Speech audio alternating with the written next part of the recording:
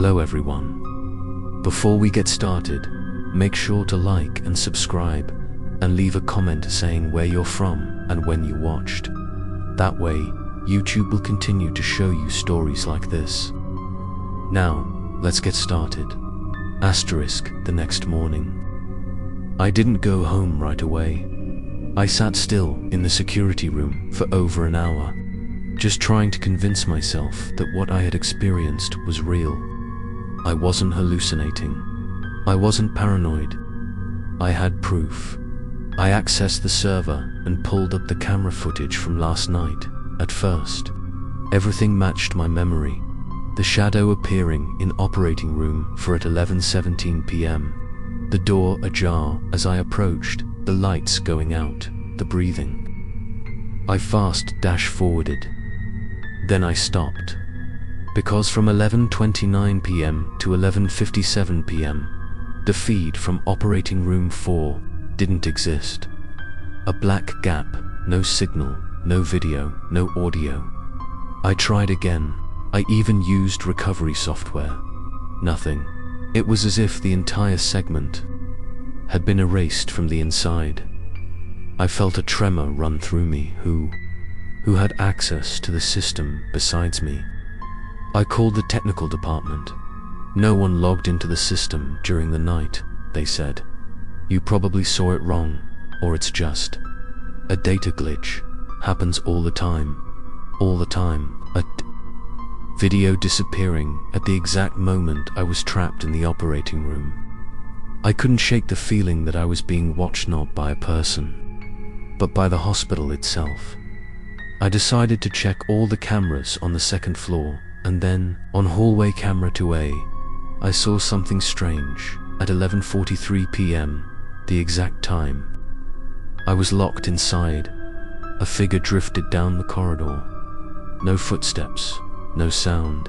It slid across the floor like dense smoke, moving straight toward operating room 4, and just before reaching the door, it vanished completely. I zoomed in.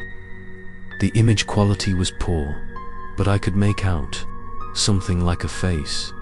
Half the face was burned, eyes pure white. It was him, the shadow I had seen the night before. The shadow I thought was just a hallucination. I saved the clip to a USB drive, but when I plugged the USB into my personal computer at home, the file gave an error. Data not recognized, corrupted format. It wouldn't open, couldn't be copied. And then I heard that breathing, right there in my room. I turned around, no one, but the window was ajar, and the sheet of paper on my desk had flipped over. I approached.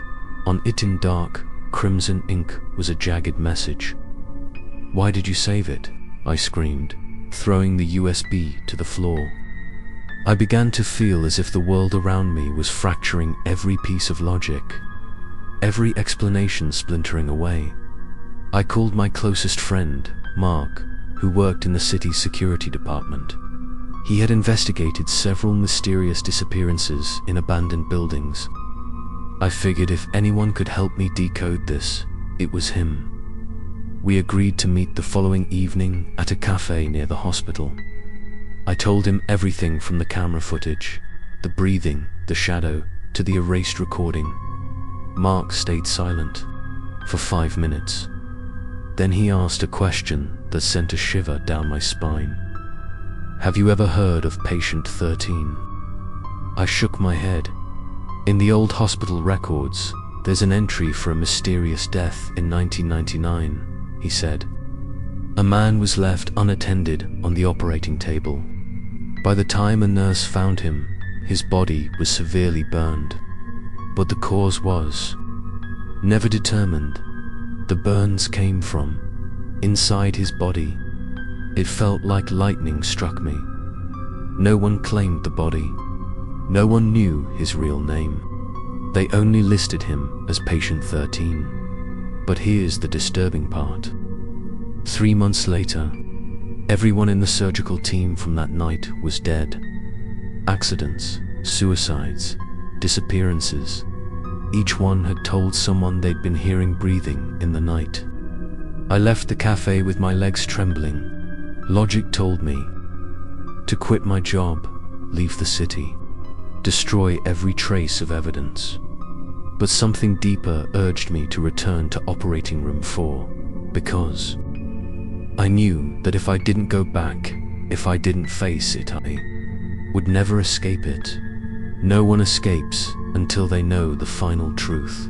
That night, I returned to the hospital alone. No lights, no phone, just the old flashlight. I stepped into the second floor hallway. The air felt dense, compressed. Every breath was heavy, tinged with the metallic scent of old blood. When I reached the door to Operating Room 4, I froze. It was already open. There was no wind, no reason for it to be open. But it was, and inside amid the darkness lay an object in the center of the room. I stepped closer. It was the USB I had dropped the night before, sitting on the operating table. I had never brought it here, but it had come here.